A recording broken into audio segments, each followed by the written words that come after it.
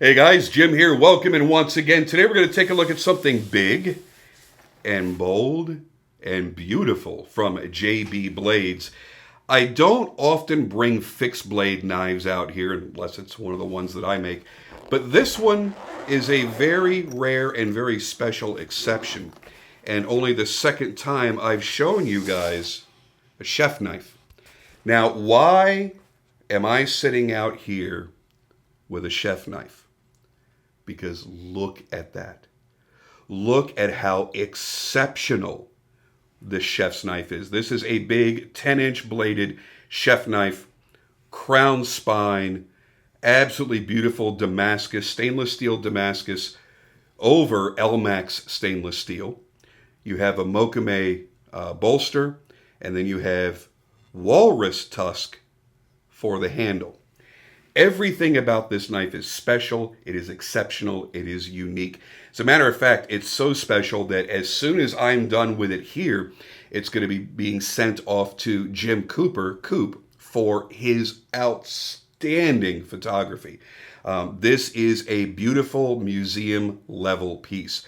It is not cheap, not in any sense of the word. It is not cheaply made, it does not have cheap materials, and it's not inexpensive on its price. But what you're getting for the money is a hand-carved blade, unbelievably beautiful steel, brought down to a perfect edge, exotic handle materials that are polished, contoured, and shaped absolutely perfectly, and a forced patina on the Mokame Gane. It is something else. I do have a particular love for high-end chef knives. I do have a few myself, and this is one I think Jordan absolutely knocked this out of the park.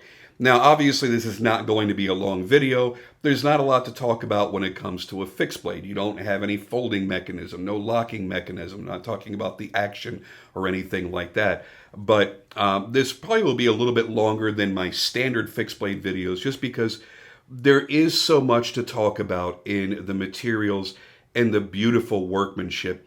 It's funny. I've done something here that I don't normally do. I've known Jordan for years. I've known Jordan since before he ever started making knives. I begged him to make one for the channel so that I had the chance to review it. Now, this is going to be going to a customer. This is not mine. I don't get to keep it. I don't get to give it away to you guys, unfortunately, as my Patreon members.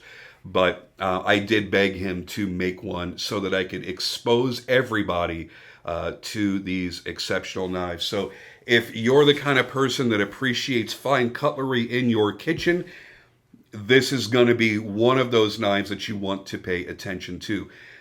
He does these in 10-inch and in 8-inch. He does paring knives. He does all kinds of other stuff. And he does full, complete customs.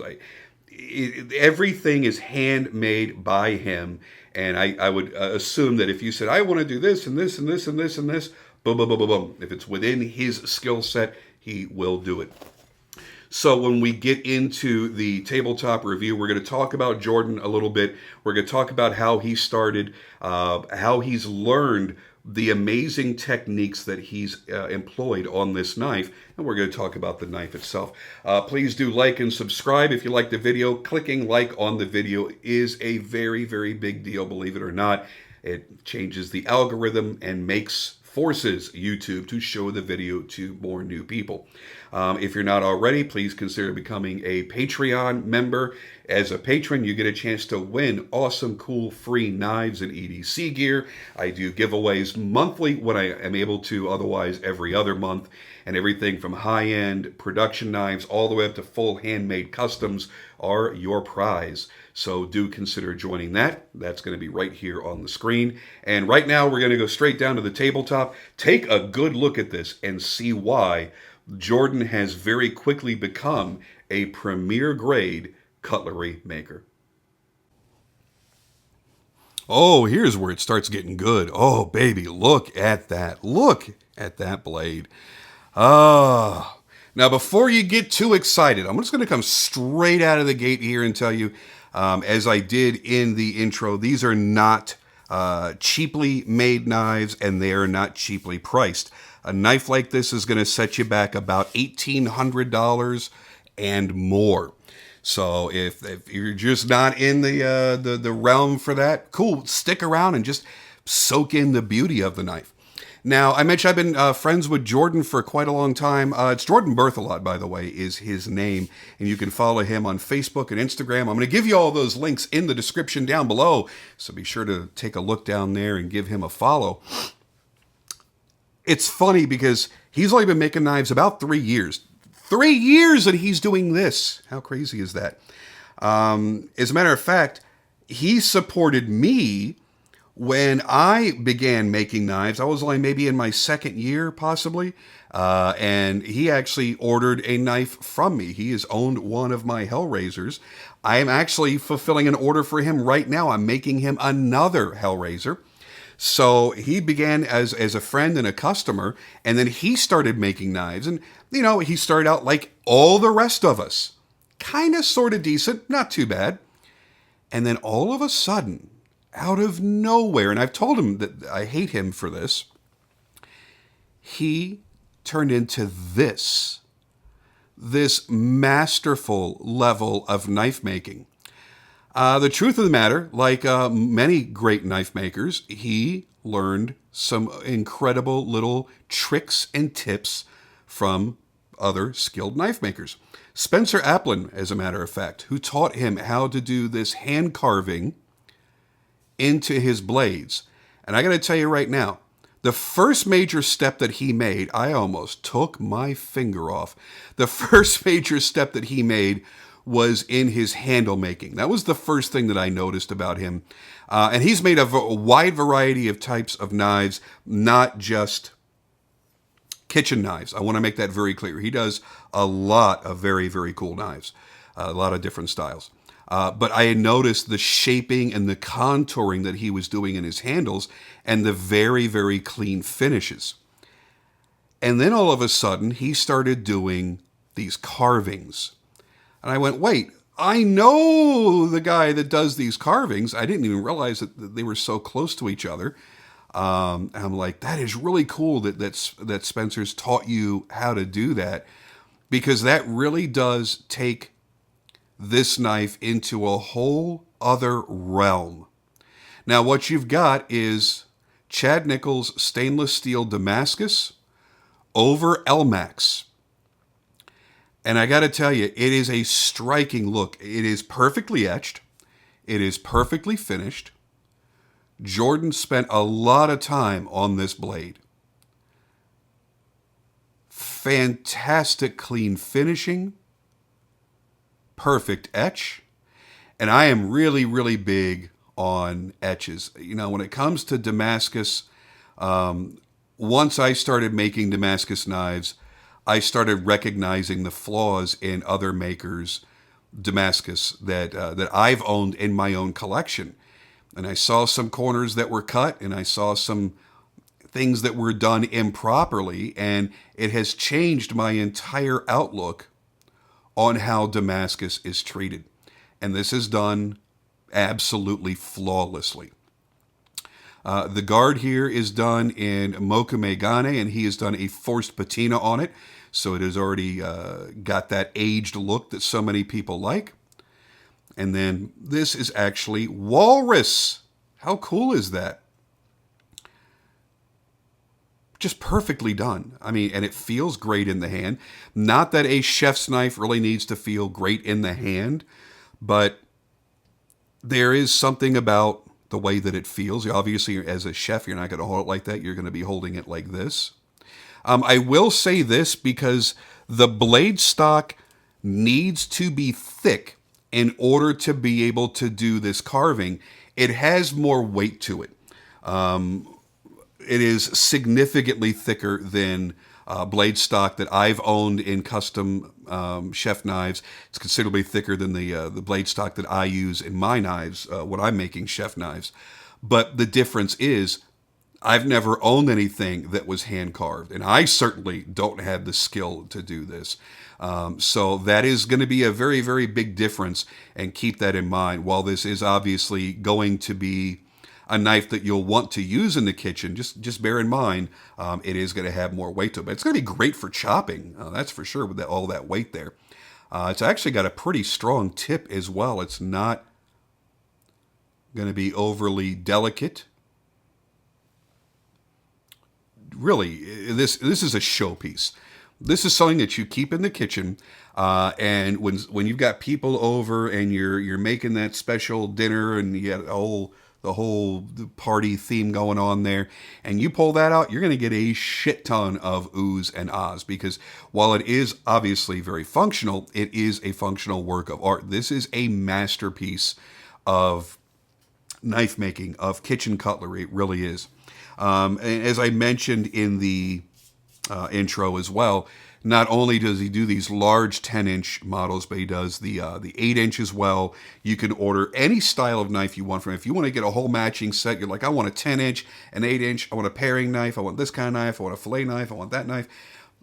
He's so talented that I don't really see any restrictions on what he can offer you.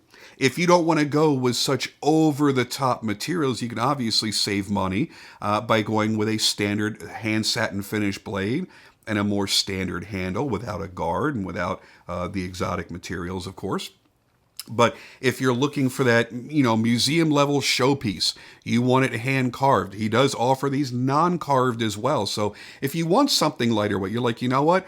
I'm glad he can make such a pretty knife. However, I'm not showing it off. I just want a good, hard use chef knife that I can use every day in my kitchen. Well, fine. It'll be thinner if it's in a typical mono steel that's not going to be hand carved on top of it, because he does hand carved mono steel as well.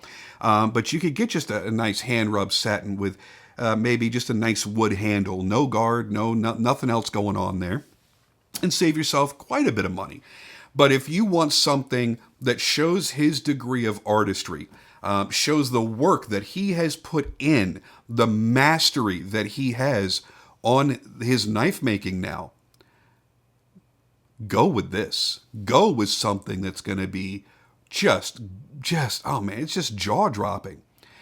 And I talk to Jordan a lot. I mean, there are times that we'll talk sometimes almost daily. And I've told him more than once, you sicken me, I hate you, in the most loving way possible, because I've watched him grow as a maker at a faster pace than almost anybody that I know. And he has outpaced me. He's doing things here I do not have the skill level to do, and I've been making for years longer than he has. He caught up to me and then surpassed me, and he's leaving me in the dust. And you know what? I am so friggin' happy for him. I am so proud of the work that he's doing.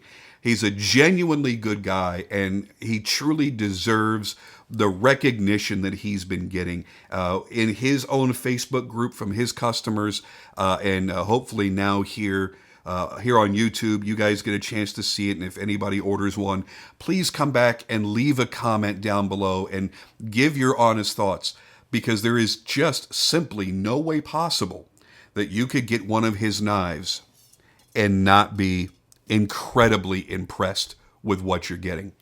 There is nothing that I would change about this knife. There is nothing that I would alter. Again, this is made to be used. You have stainless Damascus. You have a stainless steel that it's been clad over.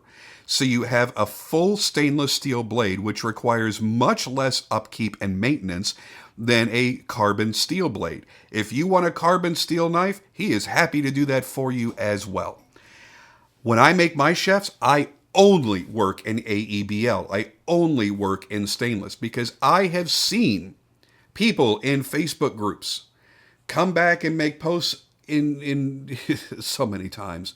I got this cool chef knife and I thought it was great, and I threw it in the dishwasher. You dumbass. Or just didn't take care of it, left it wet and let it sit on the counter for a couple of hours. What do I do to get the rust off of it? Yes, stainless steel can rust, obviously, but it's much more difficult. It is much higher corrosion resistant. So a little tiny bit of upkeep, making sure you always wipe it dry when you're done with it, that does 90% of the maintenance you need on stainless steel. Beyond that, squirt some EDCI on there, rub it in, wipe it dry. That's it. It's all you need to do. And you're not going to have to worry about it ever rusting or corroding in any way. So I'm really glad that he chose to go with stainless steels on this particular version. That wasn't something that I dictated. I just told him, I said, I really, really, really, really want to share one of your knives on my YouTube channel. I want people to see the incredible artistry that you're putting out. I'm so happy for you. I'm so proud of you. I really want people to see it. So I just said, make whatever you want to make, however you want to make it. And holy shit, that's what he turned out. So as I package this back up, this will be going off to Coop for his legendary photography, and then off to whatever customer has paid for this. So I thank Jordan for setting this out. I thank whomever that customer is for their patience and allowing me to have this in my home for the past week. Again, there's not a lot to say when it comes to fixed blades, when it comes to chef's knives, because there's not a lot of complication to the build, but there is complication in the making of the knife. And like I said, if there's any downside to it, it's because of the intricate carving requires the knife to be thicker. It is heavier. Do keep that in mind. If you really need that thing to be lightning fast because you're really slicing fast and you want a certain balance in your hand, just don't get a carved version. Get a regular version. You'll get the thinner blade stock. You'll get the balance that you expect. But, I mean, come on. Shit, man. Who doesn't want that? Looks like a big old vein running down the knife. Very slick, very cool. I'm out of here for now, guys. Again, I'll put all of Jordan's information down in the description down below. Please do check him out. Even if you're not buying, follow him. Watch what he does. Watch the other types of knives. If you have no interest in kitchen cutlery, but you like hunting knives, you like skinners, you like bushcraft knives, you like camp-style knives, you like whatever. He is making a large assortment of different knives. So, and the same level of talent runs the entire range of what he makes.